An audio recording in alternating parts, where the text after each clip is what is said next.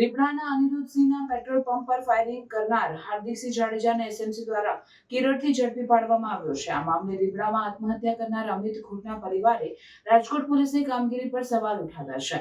અમિતના ભાઈ મનીષ ખૂંટે એસએમસી વડા નિર્લિપ્ત રાયને રજૂઆત કરી અને આરોપીઓને તાત્કાલિક પકડવાની માંગ કરી છે। હું રીબડાથી અમિત ખૂંટના મોટા ભાઈ મનીષ ખૂંટ આજથી 20 દિવસ પહેલા રીબડા ગામના પેટ્રોલ પંપ ઉપર થયેલા ફાયરિંગમાં આરોપી હાર્દિકસિંહને 20 દિવસમાં જો પોલીસ પકડી લેતી હોય તો મારા ભાઈના આરોપીને 3 મહિનાથી ઉપરનો સમય થઈ ગયેલો છે, તો અત્યાર સુધીમાં પોલીસ મારા ભાઈના અમિત ખૂંટના આરોપીઓને પકડવામાં નિષ્ફળ કેમ? તો નિર્દોષ સાહેબને મારી એટલી જ નમ્ર વિનંતી છે કે અમિત ખૂંટના કેસના આરોપીઓને અનિરુદ્ધસિંહ જાડેજા, રાજદીપસિંહ જાડેજાને તાત્કાલિક ધરપકડ કરવા વિનંતી।